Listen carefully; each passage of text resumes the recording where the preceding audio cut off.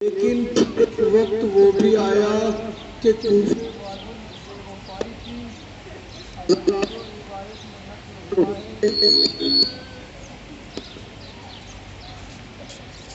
جب کوفے والوں نے بے وفائی کی حضرت مسلم کے ساتھ، اور جب جناب مسلم مسجد میں نماز پڑھا رہے تھے اور لوگ گروہ در گروہ جناب مسلم کو چھوڑ کر جا رہے تھے، مقاتل میں نقل ہوا وہی وقت تھا کہ جب یہ دونوں بچے اپنے والد جناب مسلم سے بچھڑ گئے تھے۔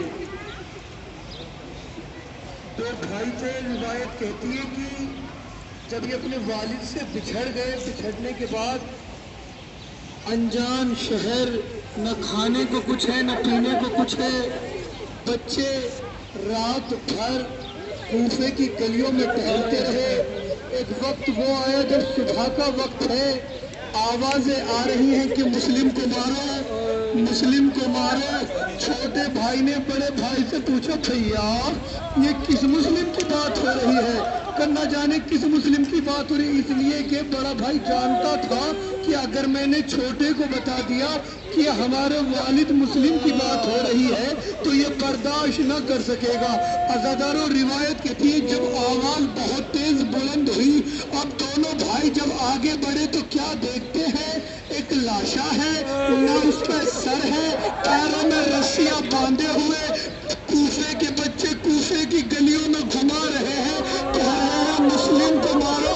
ہائے، مسلم کے غریبوں سے برداشت نہ ہوا، دونوں اس لاشے سے لپٹ گئے۔ عزاداروں، روایت کہتی یہی وہ وقت تھا جب مسلم کے دونوں بچوں کو قید کیا گیا اور ایک زندان میں رکھا گیا۔ زندان ایسا تھا کہ دن کو دھوپ آتی تھی، رات کو سردی لگتی تھی۔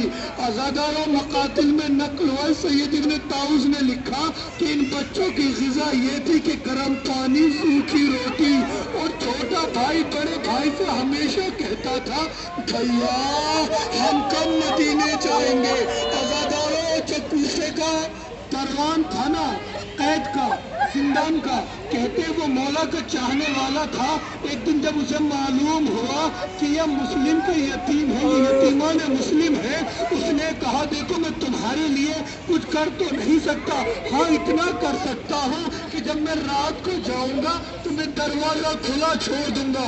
عزاداروں، غریب الوطن کسے کہتے؟ اب جب رات کا وقت آیا، اس دربان میں دروازہ کھلا چھوڑا ہوں کہ جب میں رات کو جاؤں گا تو میں دروازہ کھلا چھوڑ دوں گا۔ عزاداروں، غریب الوطن کسے کہتے؟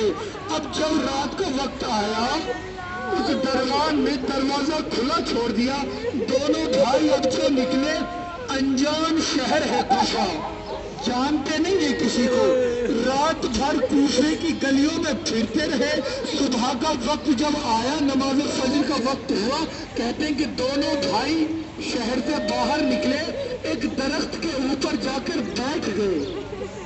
ایک خاتون جب صبح کے وقت پانی بھرنے کے لیے آئی، اب جو اس نے کنویں میں دیکھا، کیا دیکھا کہ جو دو بچوں کا سایہ نظر آ رہا ہے۔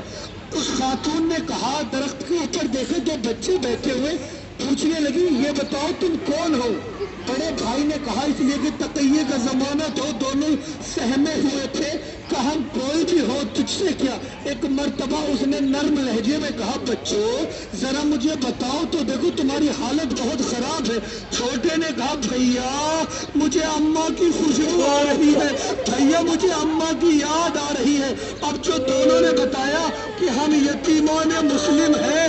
عزاداروں، روایت کہتی ہے ایک مرتبہ علی کی چاہنے والی تھی، دونوں بچوں کو آغوش میں لیا، گلے سے لگا لیا، ایک مرتبہ اپنے گھر لے گئی، بچوں کو کھانا کھلایا، بچوں کے سر میں پانی ڈالا۔ روایت کہتی ہے رات کا وقت آ گیا، دونوں بچوں کو سلا دیا۔ اس کا داماد، بعض روایت میں لکھا ہے اس کا بیٹا، کچھ نے لکھا ہے کہ اس کا داماد دشمنان اہل بیت تھا۔ عزاداروں، کہتے ہیں کہ جب رات کا وقت آیا، دونوں بچوں کو اس خاتون نے، اس ضعیفہ نے، اس مومنہ نے ایک کمرے میں سلا دیا تھا۔ اب جو اس کا بیٹا رات میں آیا، ہارا تھکا وہ بھی سو گیا، لیکن چھوٹے بھائی جناب مسلم کے چھوٹے بیٹے کی خواب میں رات میں مسلم آ گئے. اب جو چھوٹے نے رونا شروع کیا, بڑا بھائی بھی بیدار ہو گیا. کہ بھیا کیوں رو رہے ہو؟ کہ بھیا میرے خواب میں بابا آئے تھے. کہ میرے لاڈلو بہت وقت ہو گیا تم سے دور ہوئے. عزادارو اب جو یہ آواز اس ظالم نے سنی, دونوں بچوں کے قریب گیا. جانے کے بعد کہا تم کون ہو؟ دونوں بچوں نے کہا کہ تم ہم پہ رحم کرو گے, ہم تمہیں بتائیں گے. عزادارو اس نے وعدہ کیا. ارے مسلم کے بچوں نے بتایا ہم یتیمان مسلم ہیں. ایک مرتبہ وہ ظالم مسکرایا, کہتا ہے میں کوفے کی گلیوں